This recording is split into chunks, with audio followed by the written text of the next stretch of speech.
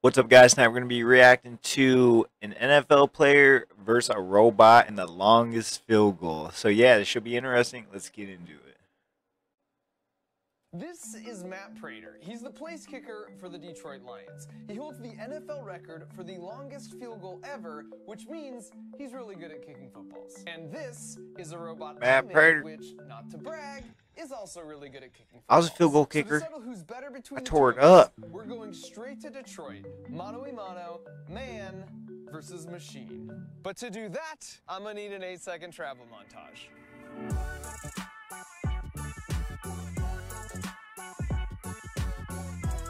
I arrived an hour before him to get the full NFL experience.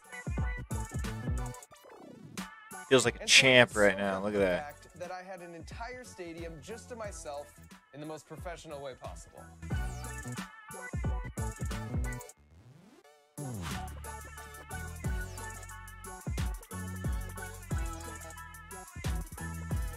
We just got word Matt is about 10 minutes out. Detroit Lions.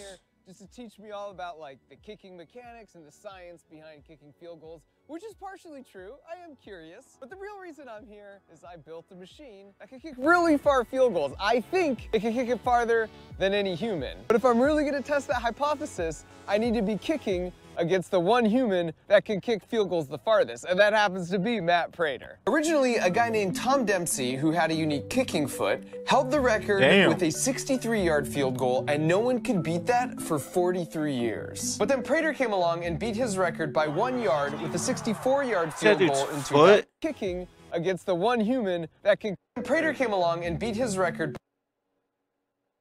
And that happens to be Matt Prater. Originally, a guy named Tom Dempsey, who had a unique kicking. Look at that, damn. Wow. Foot, held the record with a 63-yard field goal, and no one could beat that for 43 years. But then Prater came along and beat his record by 1 yard with a 64-yard field goal in 2013.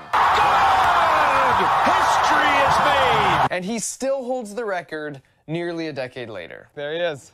And not only did Matt show up, but to my absolute delight, he brought along his personal trainer. Who's this? This is Pax. What up, Pax? How are you, buddy? And so after I joined him for his standard warm-up and stretch routine, I went straight for the jugular. So do you practice just as much as everyone else on the team? I definitely don't practice as much as everybody else.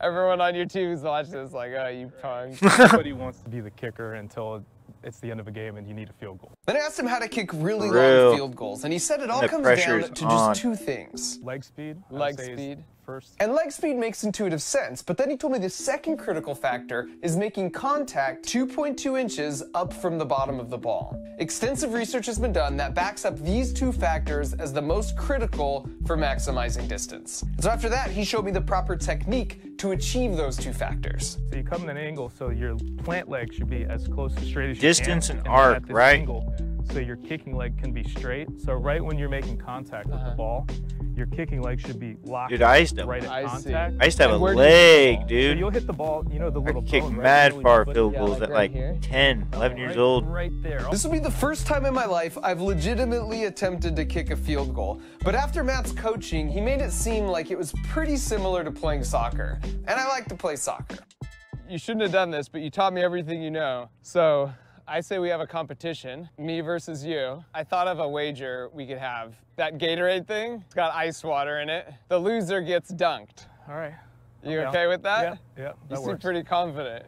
I don't know. We'll see. Look at this guy sandbagging. So with that, we were ready to go, and this was his first kick, which he lined up left-footed, which didn't bode well for me, because he's not left-footed. This is a disaster. And then it was my turn. All right, Rober. Nope. Laces out, Dan. Gotta remember everything you taught me. Yep. I like that. I wish I had one of those. Got it. Nailed it. Moving back 5. My boy Miller always had to hold the ball. 25-yarder. They might say, Mark, what do you mean 25? You're only on the 15-yard line. And that's true, but the end zone itself is 10 yards, so you always include that with the kick distance. Got it. Good shot. All right, Prater, let's see what you got, pal. Ignore this. Don't let this bother you. We can have a full conversation. What'd you have for breakfast? Oh, goodness, that was right in the middle. Oh, that was a bad kick, but I'll take it. Got it. Got it! Okay. Dude, I'd make that with ease, bro. Crushed it. Oh. Not trying to toot my own horn or anything, wow. but So far, I don't know, our kicks look pretty similar. Come back. Crushed it. Got it. Good? Easy. With room to spare. No pressure. that'd be so fun. Oh no. That almost went over the net, man. Now that we were back to a 45-yard field goal, I was just stoked to still be in this. Oh! Is that it? Was that short? What? Official review. I want an official review. Well, there's something I haven't told you. I'm actually a barefoot kicker. What? You never saw this coming, did you? No. No shot. This is the last thing I expected you to do. And in my defense, this was that a super 35-yarder style in the early 80s. Whoa. But with no proven advantage, no one really does it anymore. Except for me. Get in. Oh! No! No shot. Oh, not And you cool. broke 2 toes, The worst dude. sound you can hear is a kicker too. Hitting the pole. Yeah, her crossbar. Oh, that was heart-wrenching. At least the high speed looked kind of cool. Ugh. Look like it hurt.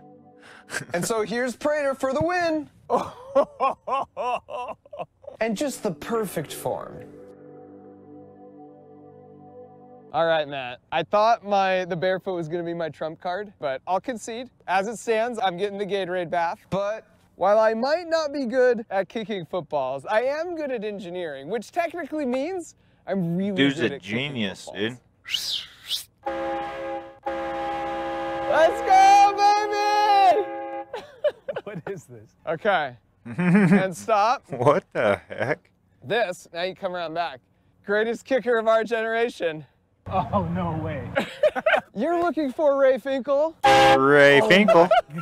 And a clean pair of shorts. So now Prater knew the real reason I was here, but to truly understand what he's up against, we have to go back just about 1 year. Because that's when, with the help of my buddy John here, we tested our first prototype. John's really good with this kind of rugged, high-strength build, because he's worked in the industry doing props and special effects. And so at the end of that first day of testing, we could make a 60-yard field goal, but honestly, it was kind of just barely. We needed more power and accuracy because it was really inconsistent. But to understand how we fixed it, first you need to know how it works. Fundamentally, we've got a hub attached to an axle here. It can freely rotate, and if you slap a kicking leg on the end, they both rotate together. Then if you put a winch on this side connected to a wire that secures to the hub here, and then springs on this side also attached to a wire that attach to the hub in the same spot, then when the winch pulls down, the springs stretch out as the leg is cocked back into position. Now we just need a way to fire the thing. A quick release is a hook system that easily unhooks when you pull a cord. So if we put one of those here and then pull the cord, the springs now contract, which makes the leg spin real fast. For version 2 of the robot, everything had to get much more rugged and compact because we doubled the force from the springs to over a ton. And when we went out to test this time, it definitely did have more power, and our 60-yarders were looking much more promising. But because the football was making contact off to the side of the leg, it still wasn't as accurate as we wanted.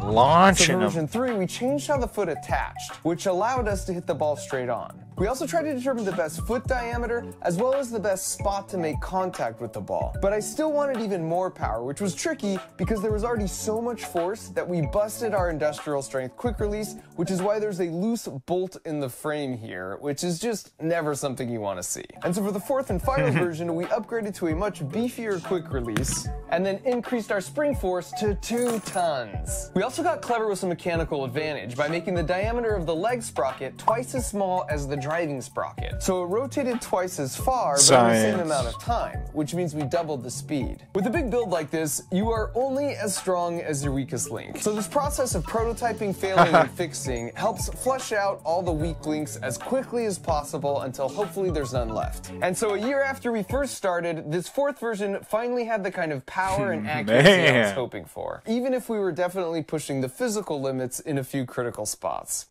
For now, though, it was time to give Mr. Prater a proper introduction. So Ray Finkel is my surrogate. This is what I couldn't do, even with my barefoot. We'll see if old Ray here can do better. Now, I'm not abandoning everything you taught me here. Uh-huh. Okay, 2 steps over. What? Okay, here we go. You ready? 3, 2, 1. Get up! That's my boy! Oh. Wow, that looked really easy. That looked pretty easy. Yeah, that looked really easy. I hate to tell you, Matt, but that wasn't full power. In fact, that was only 1/3 power. For a half power demonstration, we went to the extra point location where, for reference, here is Prater, the mere human, kicking full power into the net, and then Finkel at half power, kicking it into the stands. Whoa. And at this point, we'd poked the sleeping giant, because first of all, Matt suspiciously asked me to hold his next kick. Mommy. Break it. And secondly, after that 50-yarder, he continued working his way down the field, despite my best efforts to even further rig the competition. Oh my gosh. And it's good. You have real bad golf etiquette. I had this great idea to arrange with my buddy Paul Nurkala to get some drone racing footage of a field goal because he's the drone racing world champion, and that would just be so dope. This footage here is from a test session we arranged to see how cool it would look, and it turns out the answer is really freaking cool. But after we got everything set up, a staff member requested we didn't fly drone inside, so you're just gonna have to use your imagination as Prater bombs this 60-yarder. Which meant the next kick attempt would be farther than his NFL record. And one of the things Matt does so well is that technically you want to launch the ball at 45 degrees to maximize the distance on a kick. More than that and you waste your energy in height, lower than that and it hits the ground prematurely. In real life though, where the ball experiences drag from wind resistance, the ideal angle is closer to 40 degrees, which you can see Prater has down to a science. This is 1 yard past the NFL record, which this man holds. Oh, I hit off my toe. Get up. It's good! Is it in? I'll take it. We'll be able to go back a little further. You're crazy, dude. I'm putting on my rally cap for you, buddy. As much as I don't want to get doused with Gatorade. And while Matt's taking a few attempts at this 70-yard field goal, let me just say that it's really special being in the presence of an elite athlete such as himself. Don't rule out barefoot here. You know what I mean? Yard. Oh my goodness. It's way short. These were honestly the first shots he'd missed all day from anywhere on the field. No, I'm done. Dude, well done. So now that Prater was unsuccessful from 70 yards, Finkel rolled over to potentially win the competition and save me from an ice bath. All right, here we go. A little bit of train horn for good luck and good measure. And this is where Matt got a little taste of Finkel's true range of motion. Whoa. Okay. This was about 80% full power. Yeah, that's all you gotta do, dude. That's all you gotta do. 3, 2, 1, hit it! Go, baby, go! And so even at the terribly inefficient launch trajectory, we'd settled the question of man versus machine. That's my boy! That's my boy! Finkel! The hang time, though, right? So high. Finkel. I think it was going to get there really straight I up. know. But since Finkel had made the trip all the way out here, we decided to keep going and try his foot next at an 84-yard field goal, which is an even 20 yards past the NFL record. Easy. But first, we wanted to try and figure out the foot speed of Finkel versus Prater. Easy. So we recorded a few kicks in slow-mo with a checkerboard background behind it. This is a trick I learned while at NASA that they've used for ages, because if you know the size of each of those squares, it allows you to watch back the clip and tell the speed of any moving object in the footage by converting grid boxes per second to miles per hour. So when you do this, you find Matt's foot is moving at an insane 48 miles per hour, which puts him right up with the elite place kickers and soccer players. The robot's foot, however, is traveling more than 30 miles an hour faster at a blazing 82 miles per hour. We also measured the ball speed after contact, and while Prater is at 80 miles per hour, which is again insanely fast, the robot clocks in at 120 miles per hour. Now that we knew Finkel could blast these balls at 120 miles per hour, here was his first attempt from 83 yards, although still not quite at full power, and I'll explain why in a second. Okay, a little bit of horn. Now we're ready. 3, 2, 1. And when you see this, these balls were no Deflategate Brady specials. These were the most inflated footballs I'd ever handled. You could barely dent them in with your hand. It's just the pressure from the robot foot was that high. The first kick had the worst possible trajectory, and so the hang time was hilarious.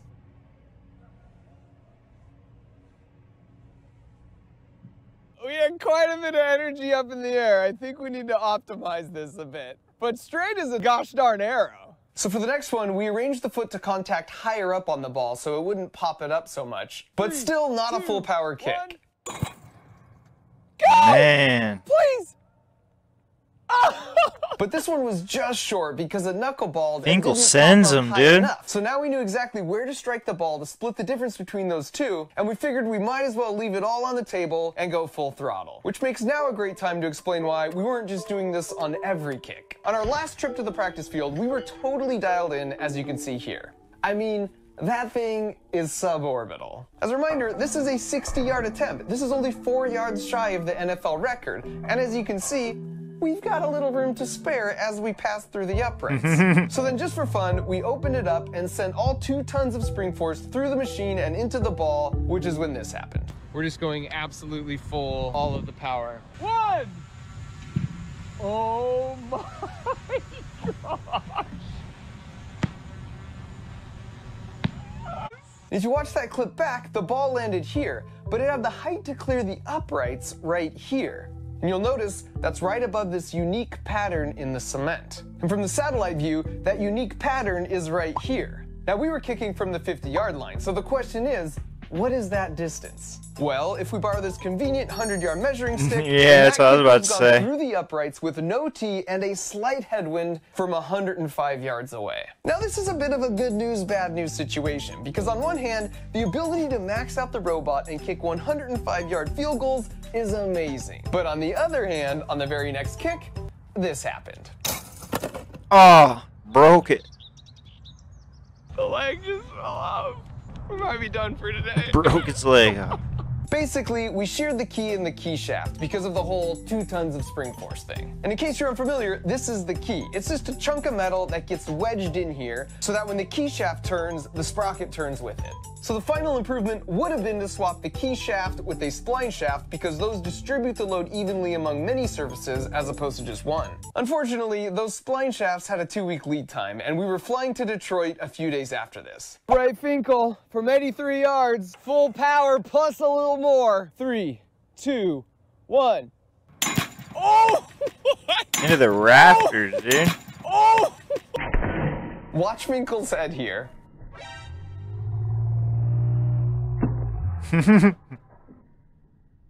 I'm sorry, buddy.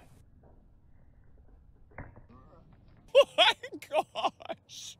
And sure enough, it was the key that was the culprit. Keys aren't supposed to do this. Like, that's bonkers. And so despite the explosive finale, I'm calling this a W. Not only did Robot Ray Finkel beat the NFL record with a 70-yard kick at sea level with no wind, but he did it at 80% power and a super inefficient kick trajectory. On top of that, even though he lost a couple freaking legs in the process, he showed he's capable of bombing a 105-yard field goal into a slight headwind right off the turf. Bombing him. And so with all that, honestly, I was willing to let Prater off the hook because an argument could be made that I technically sort of cheated. But his son Pax was already way too excited about the prospect, which I thought was just fantastic, until it turned out he got off easy by comparison.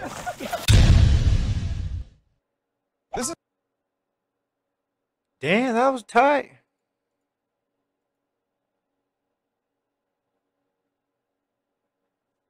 Damn, that was pretty sweet. World's largest field goal, robot versus NFL kicker. Easy bombing 105-yard field goals, Finkel. Don't forget to hit that like, that subscribe button, but I'm out of here. Peace.